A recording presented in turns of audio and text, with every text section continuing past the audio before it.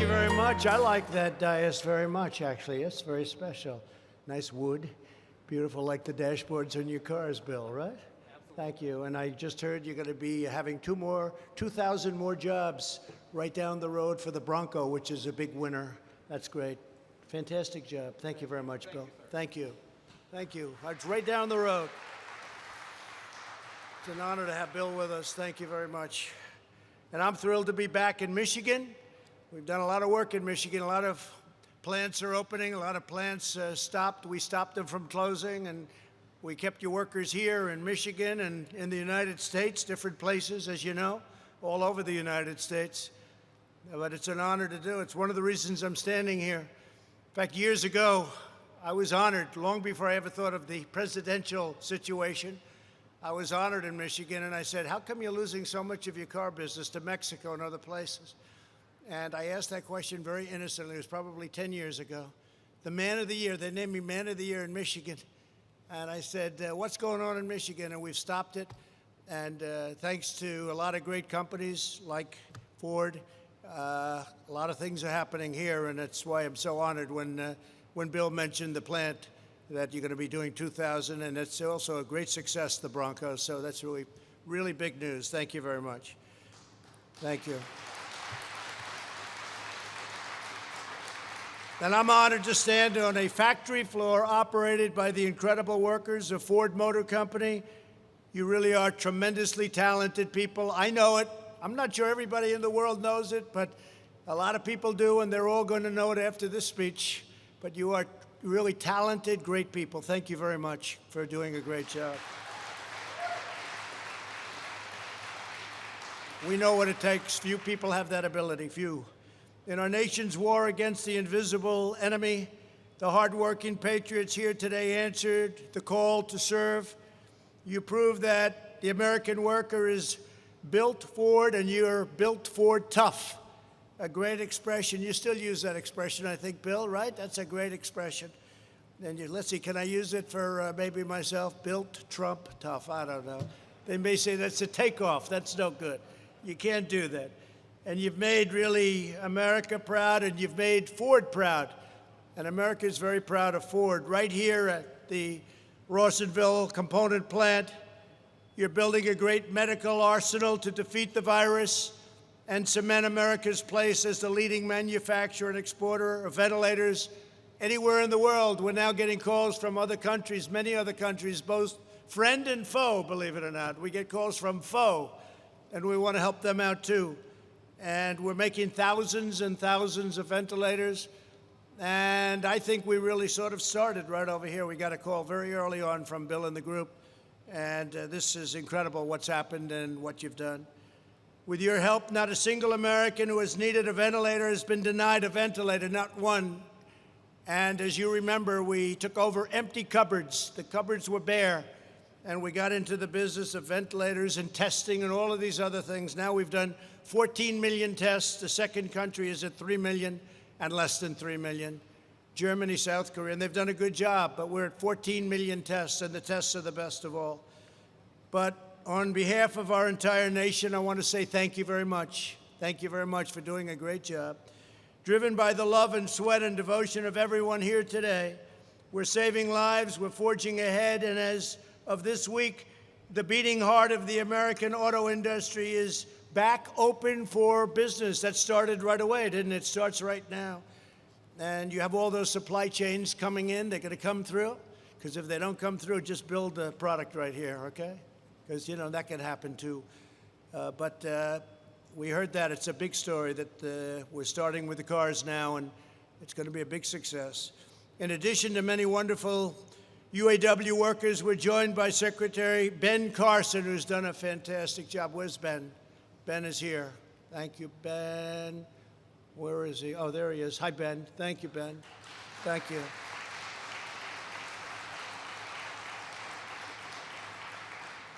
And Amanda's done a fantastic job for Ford. Well, I'll ask Bill about this later. I'll just find out. I want to make sure for myself, but I know, based on results, I know. CEO Jim Hackett. Jim, thank you very much. The word is yes, Jim. The word is great job. Great job. Plant manager Angela Weathers. Angela, thank you very much. That's a big job. That's a big job. Do you enjoy it? Yeah, great job. Fantastic. It's a big deal. And GE Healthcare U.S. and Canada President Everett Cunningham. Thank you, Everett. Thank you, Everett.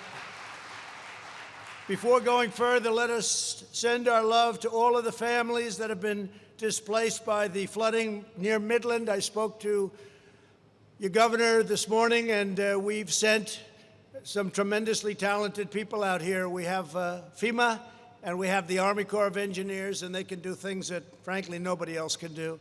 The Army Corps of Engineers, what they do, so they're very good at rebuilding dams that are busted or blown up or for whatever reason bad things happen. But Americans are praying for central Michigan. We're going to take care of your problem. The governor and I had a great conversation this morning, and at the appropriate time I'll go and see the area that we'll be fixing. We're going to help you out. We signed a emergency declaration very quickly, very quickly, and we're going to help you out very quickly also. In recent months, this state and this country have faced great challenges. Here in the Detroit area, you were hit hard by the virus, very hard in this area. As one people, we hold in our hearts the precious memory of every person that we have lost, and we've lost too many. One is too many. We lost too many. It came in from China, and it should have been stopped in China. They didn't stop it. They should have stopped it. And as one grateful nation, we proclaim, God bless our healthcare workers. They've done an incredible job. They're like warriors. They're like warriors. I want to thank all of the nurses and doctors. Because of the virus, Ford was forced to stop automobile production for the first time since World War II. That's something. But you did not despair. Your company leadership called up the White House and asked the most American of all questions, how can we help? True. I said, that's nice. That's very nice. Every one of the workers in this project volunteered to take part in the greatest industrialization and mobilization project that our society's done, the American people have done in our lifetimes. The company founded by a man named Henry Ford, good bloodlines, good bloodlines. If you believe in that stuff, you got good blood. They teamed up with the company founded by Thomas Edison. That's General Electric. It's good stuff. That's good stuff. And you put it all together. They're all looking down right now, and they'd be very proud of what they see. You began the production of 50,000 life-saving ventilators, a number that if you go back just 2 months, I would say, most people would say it would be impossible to believe. The media's back there, and they would have said a couple of months ago the creation of that many ventilators would have been not a possible thing. Every single one of these ventilators is made in the USA with American heart, American hands, and American pride. Just as your great-grandparents produced more than one Model T every minute, just as your grandmothers and grandfathers produced a B-24. You did the B-24 bomber. I saw pictures in the back.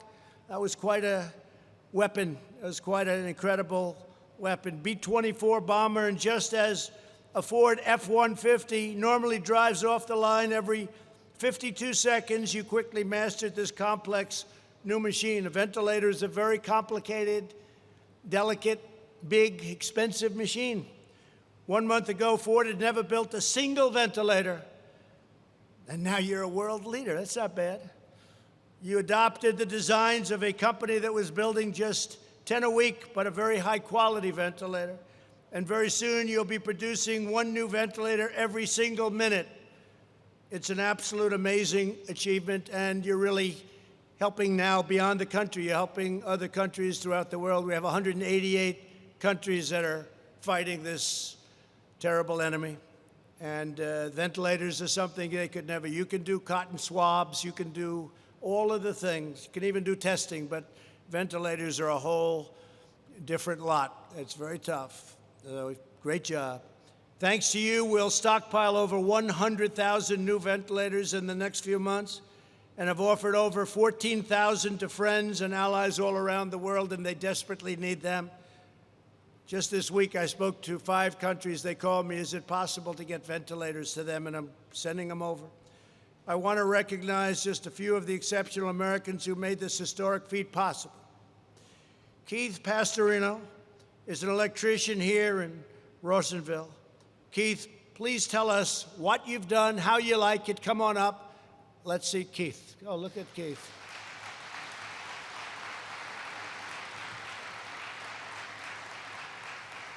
Thank you, Keith. I'd love to grab him and shake his hand, but I guess we can't do that, can you? Well, on behalf of Ford and the UAW, welcome, Mr. President. I'm Keith Pastorino. I'm an electrician. When I first heard the news that my plant was going to be building ventilators, it only took me a minute to get a hold of my UAW, and then I decided that this was my opportunity to serve my country. So on the first day as a volunteer, we went full speed, 7 days a week, 12 hours a shift.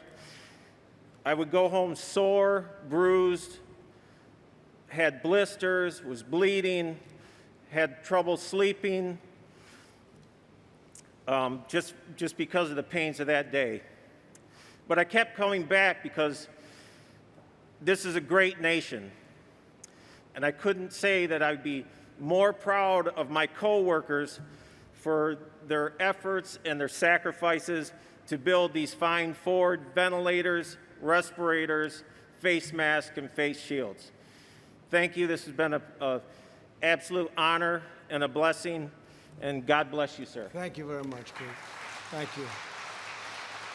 Thank you. Great job.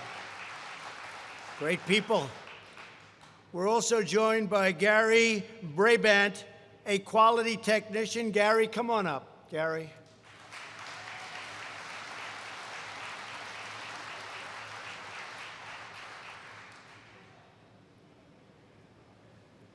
Thanks, Gary. Good afternoon. Thank you, President Trump, for the honor to tell my story. My name is Gary Brabant, and I'm a 4th-generation Ford Motor Company employee. My grandfathers worked for Ford Motor Company during World War II, and my father retired from Rawsonville after 41 years. I always knew growing up I wanted to work for Ford.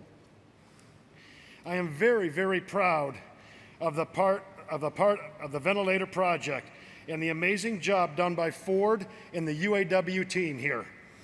I had anxiety when I received the call to volunteer. I didn't want to get sick or take it home to my family.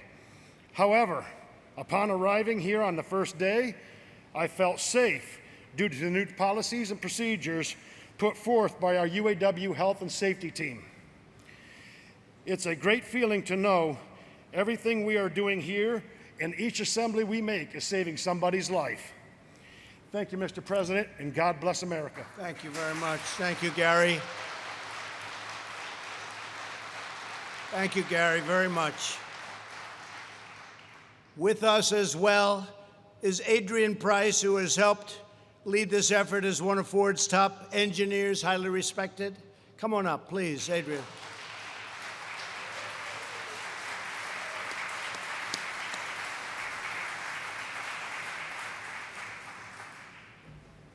Thank you, Mr. President. Thank you. Really thank you for the opportunity to represent my friends and colleagues who've been involved in Project Apollo.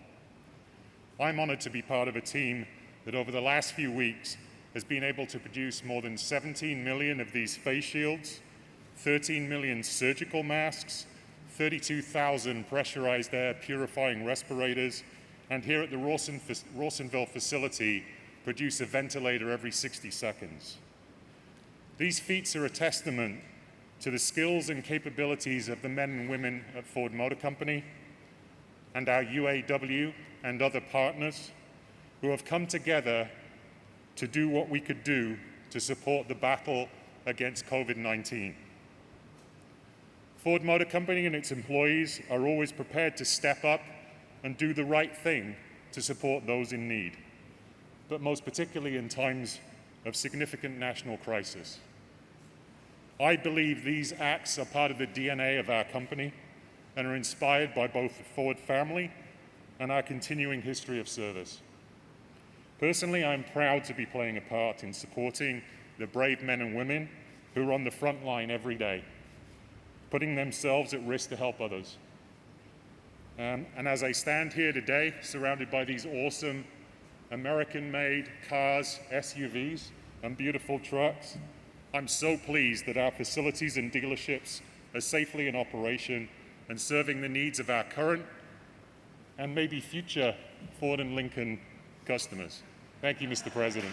I bought plenty of them. Thank you, Adrian. Yep, I have a lot of those Lincolns. That's great. Thank you very much.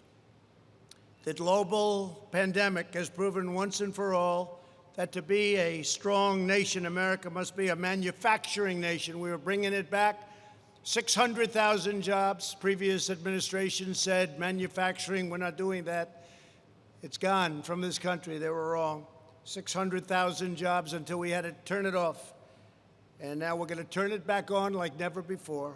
You'll see numbers that you didn't even see the last time. We're going to rebuild it quickly. It's going to happen very quickly. We're already seeing indications of that. Larry Kudlow gave some numbers that were really inspiring this morning based on what we're hearing and seeing. True national independence requires economic independence. From day one, I've been fighting to bring back our jobs from China and many other countries. Today, I'm declaring a simple but vital national goal. The United States will be the world's premier pharmacy, drugstore, and medical manufacturer. We're bringing our medicines back.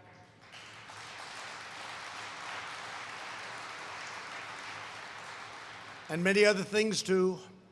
We must produce critical equipment, supplies, pharmaceuticals, technologies for ourselves. We cannot rely on foreign nations to take care of us, especially in times of difficulty. In previous decades, politicians shipped away our jobs, outsourced our supply chains, and offshored our industries. They sent them abroad, and we're bringing them back, and we've been doing that long before this crisis. We're bringing them back. That's why we have so many plants being built all over the United States that make a beautiful product called cars. Bringing them back. You see it. I told Prime Minister Abe of Japan, Shinzo, you got to get them back. We have many Japanese companies now building car companies here. I said, you got to bring them back.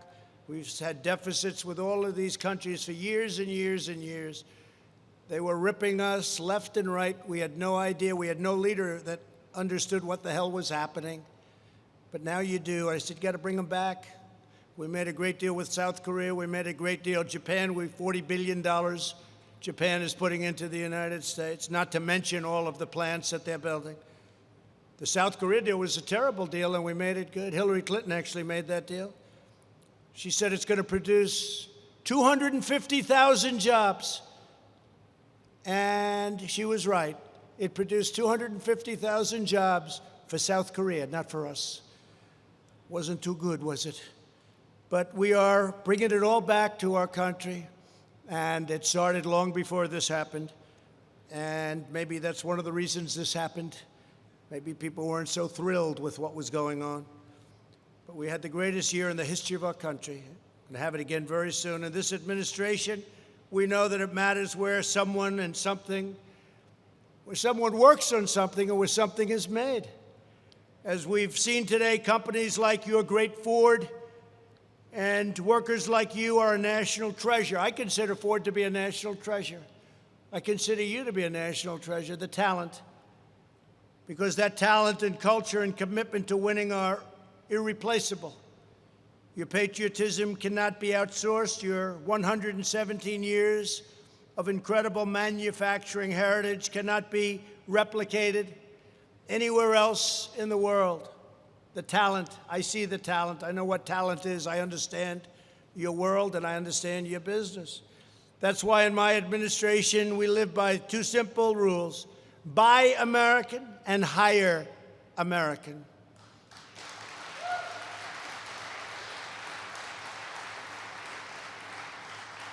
And we have another rule that you may have heard on occasion. It's called America First.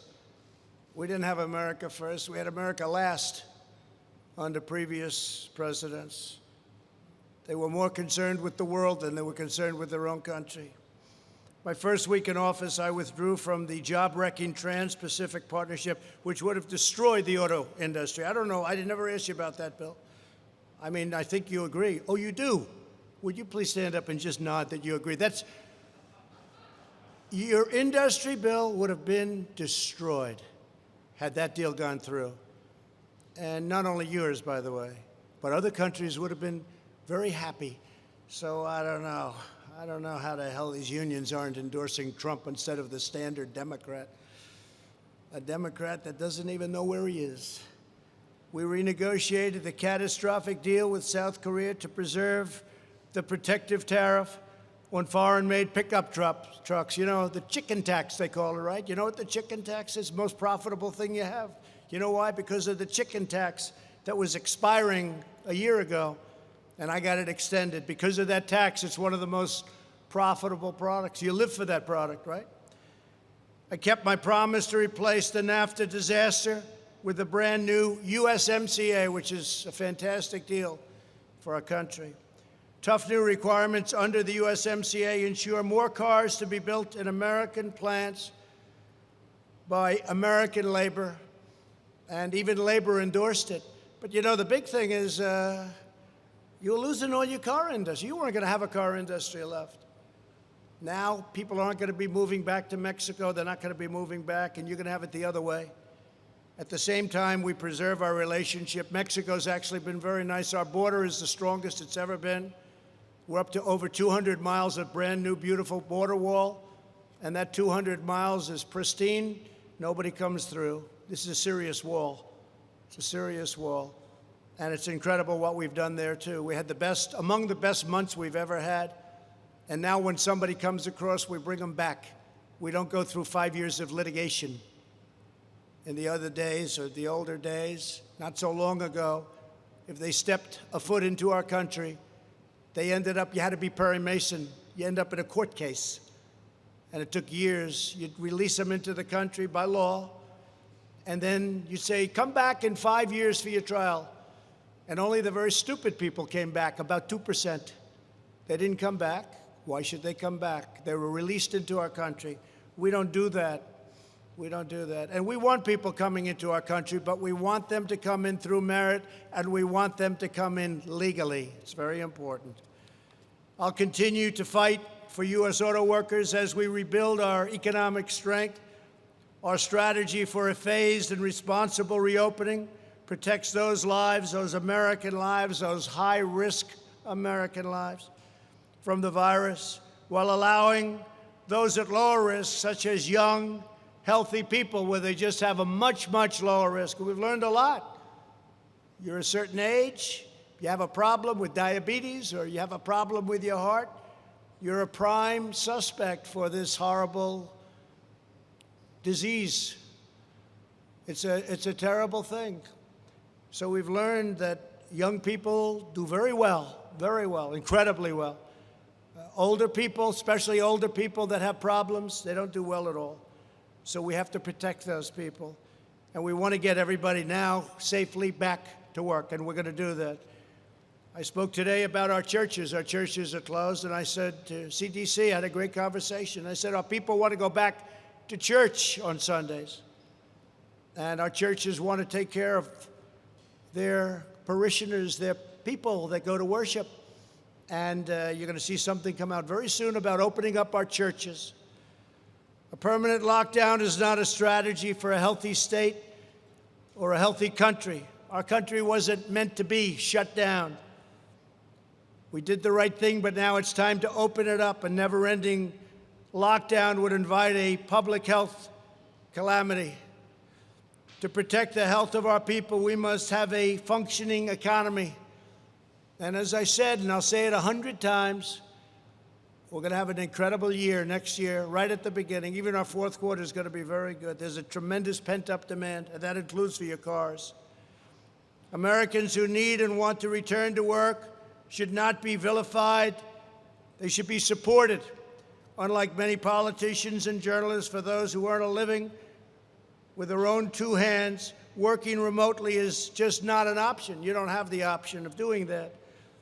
Our plan emphasizes safety and protection for returning employees. I want to commend Ford, along with General Motors, General Electric, Fiat Chrysler, and so many other companies, a lot of them in this area, for blazing a trail to safely restart America's economic engines. You are demonstrating that we can open our country while taking precautions like social distancing, daily medical screenings, strict hygiene. You can get tremendous numbers of very quick temperature checks. Who ever heard they aim a camera right there and 2 seconds later they tell you your temperature more accurately than the old days where you put it under your tongue for 2.5 minutes. This is a little better. But you get temperature checks. And I want to thank you all for leading America back to work. You look at states like Florida, Georgia, and many others where the numbers have actually gone down. They're open, but their numbers are going down, and very substantially down. With your help and our policies, this country is poised for an epic comeback. This is going to be an incredible comeback. Watch. It's already happening. Within the next year, we are going to be exceeding any expectation. And I've had a good gut feeling about a lot of things, including running for president. I said, I think I could win. And I guess I was right. Everyone here today, and by the way, I think we're going to do better the second time, and it's very important that we win the second time, or everything that we've done, including manufacturing jobs, all this, is going to be not in a very good position.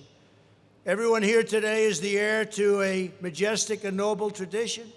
You walk in the footsteps of those who built the Motor City in the 1920s and 30s, who stocked the arsenal of democracy in the 1940s, and who set the standard for automotive safety and style in the 1950s and 60s and beyond, and even today. Bill was showing me some of those cars. It's incredible. I wanted to buy one, then I heard the price. I said, forget it. Said, I'll use one on occasion, right? But what a car that is, huh? What a car. Our friends and allies marveled at these triumphs of American industry, and our enemies learned that nothing can stop the strength and power and grit of the American worker, nothing.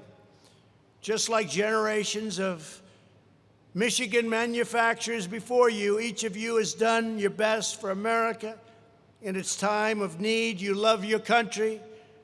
You love your country so much. Now you have a critical role to play in forging a new legacy of American greatness that will inspire and endure for generations to come. It's a very important time in our country's history, in our country's life. Because of you, the Ford name will forever stand as a symbol of American excellence, innovation, quality, and craftsmanship. And because of you, America will be strong and healthy and prosperous and free for many, many decades to come. I want to say very powerfully, very strongly, God bless you all. God bless America. I'm proud to be here. I'm proud to be with Ford. Bill, thank you very much. Everyone, thank you very much. We'll be back. We'll see you a lot. Good luck. John James, thank you for being here. We're going to have a great senator, John James. Thank you all very much. Thank you. Thank you.